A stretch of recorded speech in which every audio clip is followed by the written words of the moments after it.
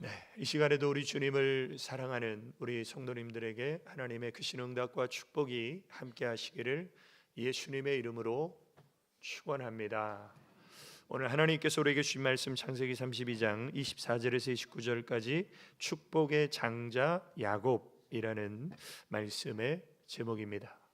우리 한번 좌우에 계신 분들에게 당신은 축복의 장자입니다. 우리 그렇게 인사해 보겠습니다. 당신은 축복의 장자입니다. 네, 오늘 말씀에 소개되는 야곱은 장자가 아니라 차자입니다.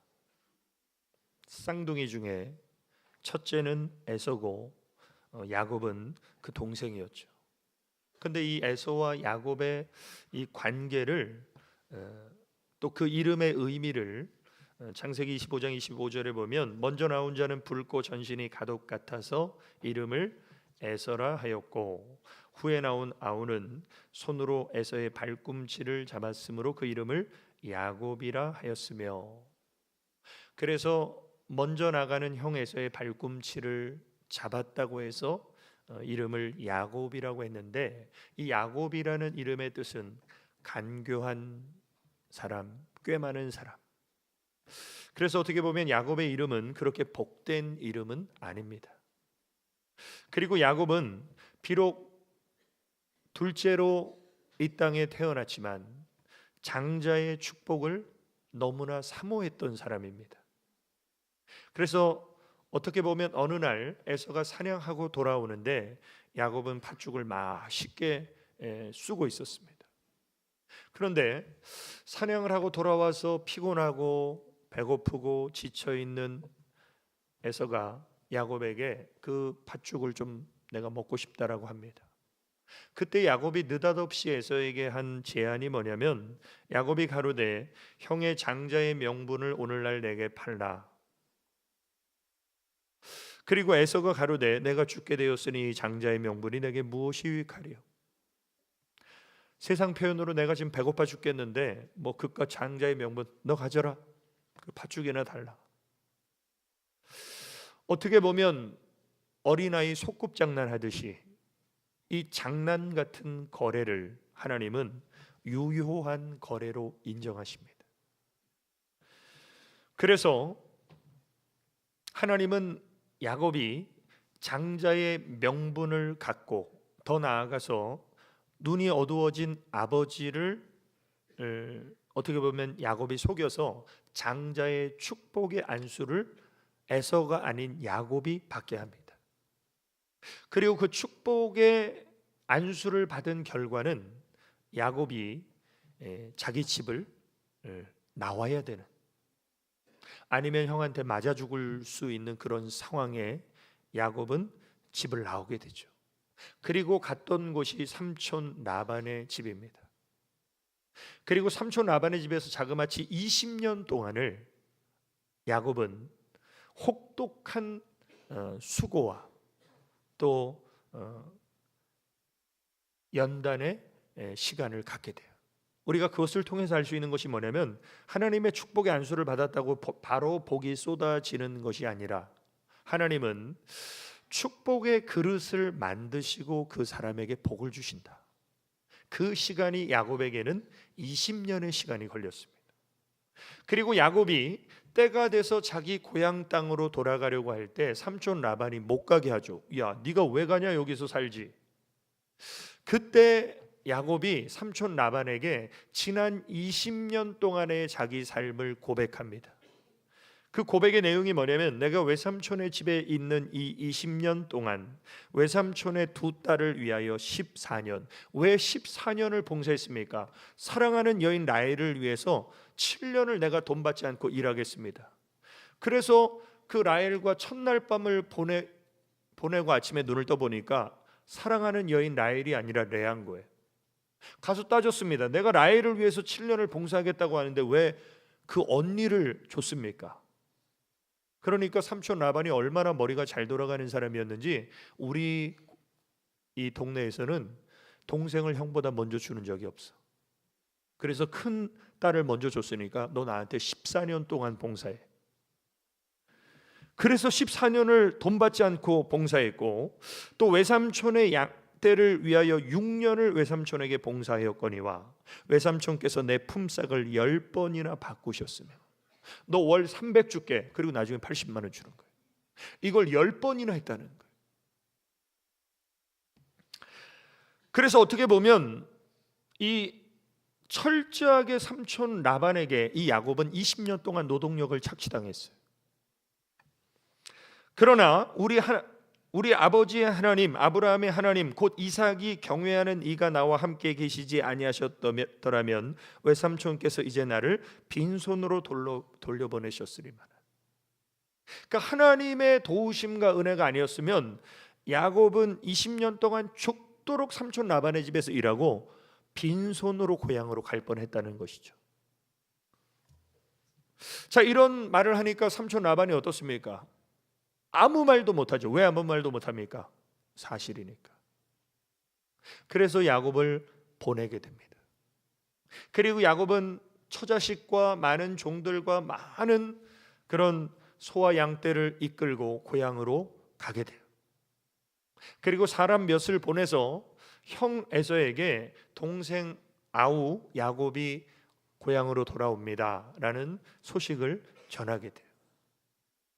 그리고 그 소식을 전한 종들이 돌아와서 야곱에게 하는 말이 굉장히 충격적입니다. 그 이유는 사자들이 야곱에게 돌아와 가로되 우리가 주인의 형 에서에게 이른즉 그가 400인을 거느리고 주인을 만나려고 오더이다. 아니, 동생이 오는데 동생을 맞이하러 종들 한 대여섯 명만 데려가도 될 텐데 400명을 데리고 온다는 건 뭡니까?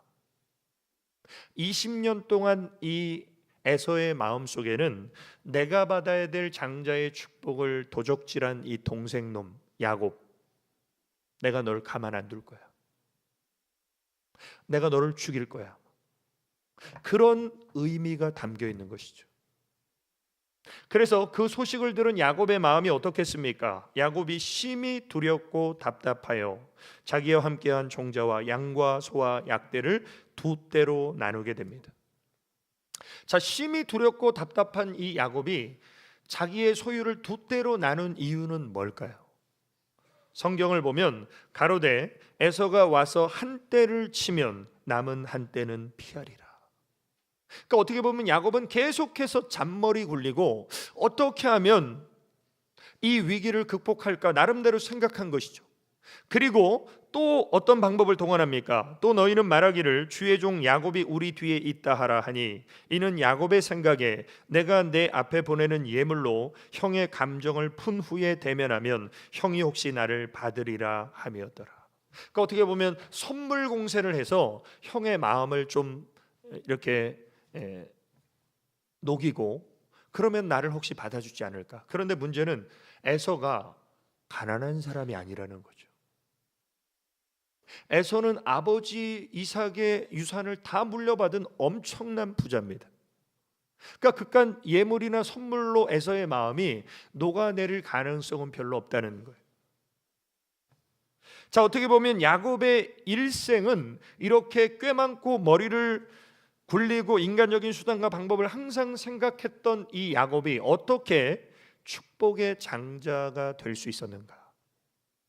오늘 그 비결을 우리는 우리 마음에 새기고자 합니다. 자, 첫 번째로 축복의 장자 야곱은 하나님의 축복을 간절히 사모하는 믿음이 있었습니다. 자, 야곱은 꿈이 있는 사람이었어요. 그런데 그 꿈이 뭐냐면 하나님이 주시는 장자의 축복을 받는 것입니다. 이것은 단순히 오늘날로 그냥 생각하는 돈 많은 부자 되는 게 아니에요. 왜냐하면 야곱은 그 당시에 거부인 아버지 이삭의 둘째 아들이에요.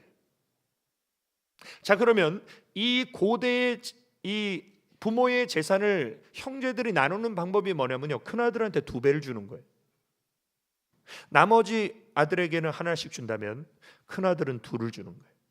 그러면 에서와 야곱이 있다면 에서에게 큰아들이니까 2를 줘도 야곱이 하나를 받죠. 3분의 1을 받죠. 그 3분의 1만 가져도 평생 먹고 놀아도 돼요. 그러니까 야곱이 단순히 돈 많이 버는 부자 되기 위해서 장자의 축복을 사모했던 것이 아니라는 것입니다. 오히려 야곱은 장자의 축복을 받고 자기가 상속받을 분깃마저 형한테 줘야 됐어요. 왜? 집을 나와야 되니까.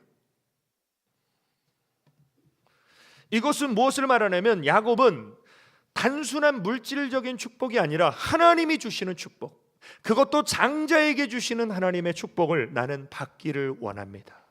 이것이 야곱의 꿈이었어요. 자, 우리가 성경을 통해서 하나님이 주시는 복을 받은 사람들이 굉장히 많은데 이 하나님이 주시는 복을 받은 사람들의 공통점이 있습니다. 그것이 뭐냐면 바로 사모함이에요. 하나님은 하나님이 주시는 축복을 사모하는 사람들에게 그 복을 주시는 분이 하나님이십니다. 그 대표적인 사람이 또 누가 있겠습니까? 아브라함이에요. 아브라함이 갈대아 우르에서 본토 친척 아비집을 떠나 하나님이 지시하시는 땅으로 갔던 이유는 하나님의 약속 때문에 그랬는데, 그 약속이 뭐냐면 너는 복의 근원이 될지라. 하나님의 복을 사모해서 고향 땅을 버리고 75세에 하나님이 지시하시는 땅으로 갔어요. 그리고 아브라함이 가장 사모했던 것은 자식인데 그 자식의 복은 하나님이 좀 늦게 주셨습니다. 그러나 하나님이 많은 물질의 복을 주셨죠. 그런데 어느 날 조카 롯이, 소돔 땅에 살고 있는 조카 롯이 엘라만 그돌라오멜의 연합군에게 사로잡혀 갑니다. 그래서 자기 집 식솔 318명을 데리고 그 연합군과 싸워서 놀라운 하나님의 승리를 경험하게 돼요. 그리고 빼앗겼던 사람과 물건들을 다시 찾아서 돌아오는 길에 소돔 왕이 이 아브라함을 맞이하러 나옵니다. 그래서 아브라함에게 하는 말이 뭐냐면, 꼴에 자기는 왕이라고 아브라함에게 자네 수고 많았네. 그래, 자네의 전공을 지하고 사람만 내게 보내고 물품은 자네가 다 갖게. 이렇게 선심 쓰듯이 말하는 거예요. 자, 이 당시에 전쟁에서 승리한 전리품은요, 전쟁에서 싸워 이긴 사람 거예요. 그러니까 소돔 왕이 자기 것을 빼앗겼을지라도 그 빼앗긴 것에 대한 소유권을 주장할 수 없어요. 소돔 왕은 전쟁에서 승리한 아브라함 것입니다, 전리품은. 그런데 소돔 왕이 생색을 내는 거예요. 아브라함이 소돔 왕에게 뭐라고 말합니까? 아브라함이 소돔 왕에게 이르되 천지의 주제시오 지극히 높으신 하나님 여호와께 내가 손을 들어 맹세하노니 내 말이 내가 아브라함으로 치북해 하였다 할까요?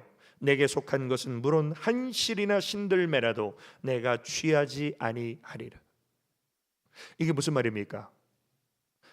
내가 지금까지 하나님 주시는 복으로 여기까지 왔어. 그런데 네가 지금 이 말을 근거로 해서 만나는 사람들에게 야, 아브라함 쟤 왜 부자 된 줄 알아? 내가 다 줬거든. 이런 소리 듣기 싫다는 거예요. 그래서 네 것은 실 한 오락이라도 내가 취하지 않는다. 굉장히 멋있는 사람이죠. 다시 말하면 신령한 믿음의 자존심을 가지고 나는 지금까지 하나님 복으로 산 사람이야. 그리고 앞으로도 나는 하나님이 주시는 복으로만 살 것이야.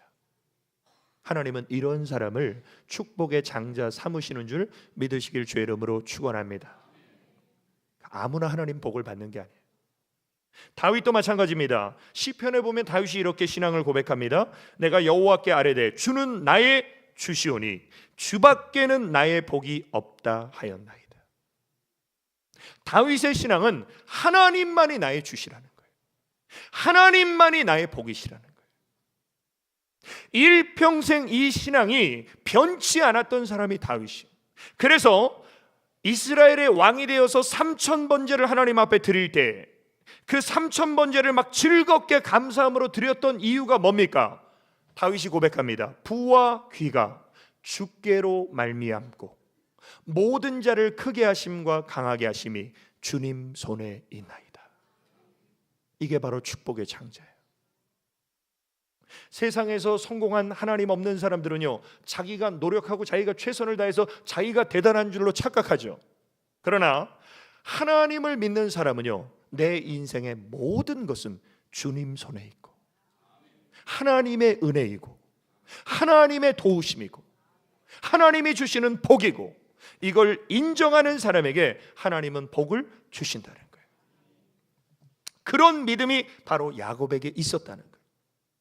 야곱은 신령한 하나님의 축복을 사모했다면 반면에 에서는 육신의 것을 사모하는 사람이었어요. 그래서 사냥하고 돌아와서 곤비할 때 야곱이 쑤는 팥죽 냄새를 맡고 어떻게 보면 이 식욕이 발동하지 않습니까? 팥죽을 달라고 하는데 야곱이 장자의 명분을 달라는 거예요. 그런데 에서가 한 말이 뭡니까? 에서가 가로되 내가 죽게 되었으니 이 장자의 명분이 내게 무엇이 유익하리요? 이게 정말 맞는 말일까요? 그렇지 않다는 거예요. 에서가 어떤 사람입니까? 그 부잣집의 장자죠. 여봐라, 내가 지금 배고프니까 먹을 것 대령해라. 그러면 종들이 얼마든지 먹을 거 가져왔을 것이고, 만약에 종들이 그 현장에 없다면 에서가 어떤 사람입니까? 사냥꾼이고 힘세죠. 야곱은 집에 있는 종용한 사람이죠. 그러면 힘센 에서가 머리통 한 대 치면서 이 자식이 뭐 지금 장난치나, 뺏어 먹을 수도 있어요, 힘으로. 근데 그런 여러 가지 다양한 방법을 사용하지 않고, 야, 내가 지금 배고파 죽게 생겼는데, 야, 장자의 명분 너 가져, 팥죽만 줘라. 여기서 하나님은 에서의 중심을 보셨다는 거예요.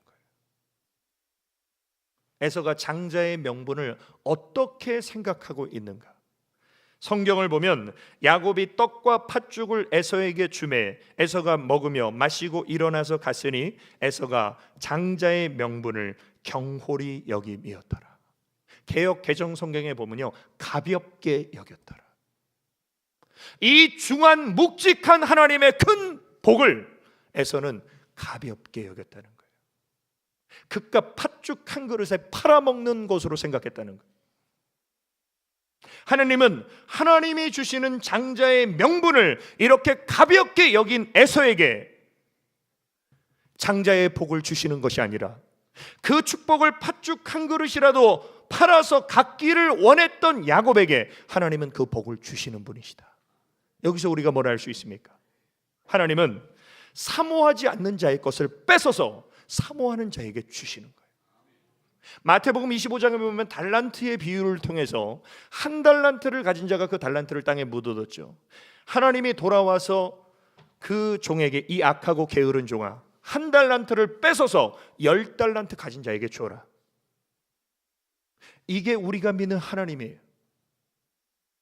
그래서 하나님의 은혜와 축복의 원칙이 있습니다. 시편 107편 9절에 보면 저가 사모하는 영혼을 만족해 하시며 줄인 영혼에게 좋은 것으로 채워 주심이로다.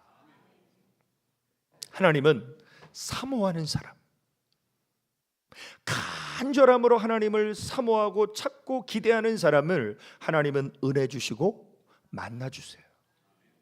예레미야 29장 13절에도 보면 너희가 전심으로 나를 찾고 찾으면 나를 만나리라. 하나님은 돈 있고 힘 있고 빽 있고 잘났다고 만나주시는 것이 아니라 전심으로 온 마음을 다해 하나님을 사모하는 사람을 주님은 만나주십니다. 오늘 우리 성도님들, 우리가 하나님 앞에 섰을 때 하나님이 우리를 착하다 충성된 종아 하고 우리에게 의의 면류관을 씌워주시기를 우리가 원한다면 우리가 뭘 해야 됩니까? 사도 바울처럼 주의 오심을 사모함으로 기다려야 돼요. 우리 찬양대 오늘 찬양처럼 내 사모하는 주님, 온 세상 구주시고 영광의 왕이십니다. 오늘 이런 사모함이 내 안에 회복되는 은혜가 있으시기를 주님의 이름으로 축원합니다. 두 번째로 축복의 장자 야곱은 인생의 위기 속에서 하나님께 간절히 기도하는 믿음이 있었습니다. 자, 야곱은 장자의 축복이라는 꿈이 있는 사람이었어요. 그리고 이 꿈을 이루기 위해서 이 야곱은 수단과 방법을 가리지 않는 사람이었어요. 굉장히 목표 지향적인 사람이었어요. 오늘날로 말하면 정치인 같은 사람. 우리 정치인들 어떻습니까? 자기 목표와 꿈을 이루기 위해서 말을 이렇게 바꿨다 저를 바꿨다 여기 붙었다 저기 붙었다 하죠. 그래서 우리가 한국 국민들이 정치를 불신하죠. 왜냐하면 목표를 이루기 위해서 수단과 방법을 가리지 않는 사람들을 담즙질 유형의 사람들의 이런 사람들 중에 정치인들이 많아요. 사업가도 많고. 야곱은 그런 사람이었어요. 꿈이 있고 목표가 있으면 그 꿈과 목표를 향해서 수단과 방법을 가리지 않는 사람이었습니다. 그리고 또 한 가지 야곱의 장점이 뭐냐면 열정의 사람이에요. 사랑하는 여인을 위해서 자기가 스스로 제안하죠. 7년 동안 내가 무보수로 봉사하겠습니다. 그런데 성경을 보면 7년을 수일같이 여겼더라. 그러니까 사랑하는 여인을 위해서 7년 동안을 일을 하는데 그게 7년이 얼마나 깁니까? 그런데 수일처럼 지나갔다는 거예요. 그러니까 어떻게 보면 야곱은 세상적으로 볼 때, 인간적으로 볼 때 성공할 수밖에 없는 사람이에요. 왜? 분명한 꿈이 있죠. 그 꿈을 이루기 위한 열정이 있죠. 세상에 성공한 사람들이 대부분 이 두 가지가 있는 사람 아닙니까? 그런데 야곱이 세상에서 성공한 사람과 다른 한 가지가 있어요. 그것이 무엇입니까? 인생의 큰 위기 속에서 하나님을 바라보며 기도의 씨름을 벌였다는 것입니다. 이게 세상 사람과 다른 점이에요. 야곱은 인생의 위기를 만날 때 하나님을 바라봤어요. 그리고 하나님과 기도의 씨름을 벌였어요. 간절히. 이게 왜 중요하냐면 우리가 꿈을 가지고 최선을 다하면 그건 우리가 일하는 거예요. 그러나 하나님을 바라보고 기도하면 하나님이 일하시고 역사하십니다. 우리가 최선을 다한다. 다 되나요? 한계의 직면에 인간의 노력과 능력은. 그러나 우리가 기도해서 하나님이 일하시면 무한한 하나님의 역사가 동원돼요. 그래서 기도는 하나님이 일하시는 능력을 체험하는 기적의 통로가 됩니다. 우리가 인생의 위기를 만날 때, 어려움을 만날 때 내가 최선을 다하고 내가 노력하고 안 되면 불평하고 그러다가 낙심하고 자포자기하는 세상 사람이 아니라 하나님을 바라보시고 야곱과 같이 기도로 하나님께 나아가시기를 주님의 이름으로 축원합니다. 야곱은 이 약복 강변에서 깨달았어요. 뭘 깨달았습니까? 내 잔머리를 아무리 굴리고 내가 최선을 다해도 안 되는 문제가 있구나. 그게 뭐예요? 위기예요. 위기에 야곱이 선택한 것이 무엇입니까? 오늘 보면 24절에 보면 야곱은 홀로 남았더니 어떤 사람이 날이 새도록 야곱과 씨름하다가. 오늘 2층에 이 수도가 터져가지고 1부, 2부 예배는 굉장히 썰렁했습니다. 3부 예배는 그래도 좀 따뜻한데 한 30년 전만 하더라도 사실 겨울에 교회가 따뜻하지 않았어요. 이렇게 막 난로 떼고 연탄으로 난로 떼면서 방바닥에 방석 깔고 앉아 예배 드렸죠. 근데 그때는 날씨는 춥고 예배당은 따뜻하지 않았지만 교회가 굉장히 뜨거웠습니다. 왜냐하면 성도님들의 간절한 기도가 있었어요. 그리고 그때 기도하다가 흔히 볼 수 있는 것이 뭐냐면요, 방석에서 무릎 꿇고 기도하다가 시간이 지나면요 막 대굴대굴 구르면서 기도하는 분들도 많았어요. 그게 바로 야곱의 기도의 씨름이에요. 오늘 현대의 한국 교회에서는 정말 찾아보기 어려운 기도의 씨름. 이 야곱의 기도가 얼마나 간절했는가, 천사가 이 야곱을 당해낼 수가 없어요. 그래서 반칙을 합니다. 그 반칙이 뭡니까? 그 사람이 자기가 야곱을 이기지 못함을 보고 야곱의 환도뼈를 치매 야곱의 환도뼈가 그 사람과 씨름할 때 위골되었더라. 우리가 어릴 때 애들 싸움할 때 한쪽에서 코피가 나면 게임, 이 애들 싸움이 종료가 되죠. 코피 난 사람이 져요. 마찬가지로 지금 기도의 씨름을 벌이는데 야곱의 환도뼈가 위골돼서 골절됐으면 얼마나 아프겠어요. 그래서 아마 천사의 생각에는 이제 넌 끝났어. 아무리 발버둥 쳐도 안 돼. 그렇게 생각했을 텐데 야곱이 계속 기도하는 거예요.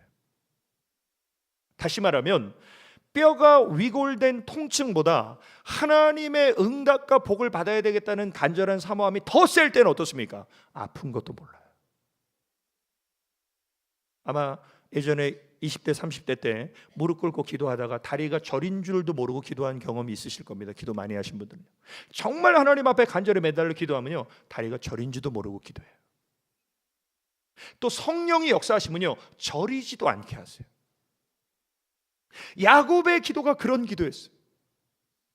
그래서 천사가 이제는 두 손 두 발 다 들고 이렇게 말합니다. 그 사람이 가로되 날이 세려하니 나로 가게 하라. 야곱이 가로되 당신이 내게 축복하지 아니하면 가게 하지 아니하겠나이다.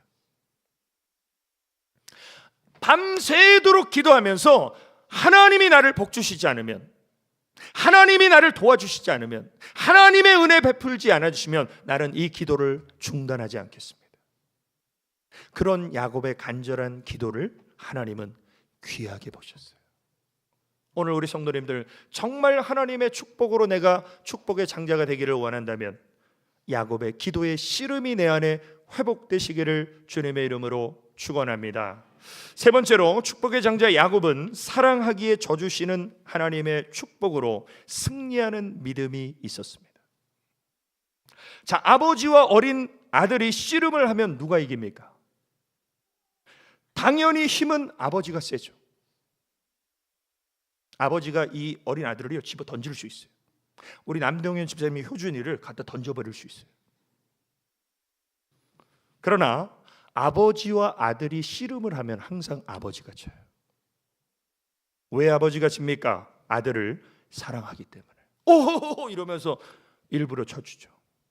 남동현 집사님 져주죠? 던져버리시나요? 네.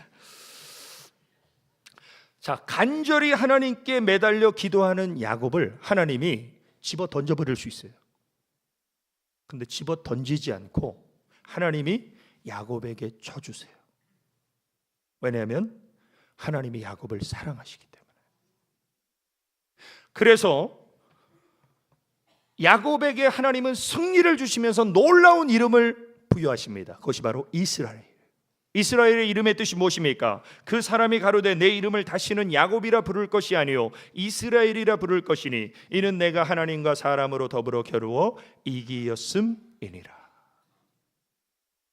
간교한 사기꾼 같은 야곱의 이름을 하나님이 바꾸셔서 너는 하나님과 겨루어 이긴 사람이다 라는 이스라엘이라는 승리의 이름으로 바꿔주십니다.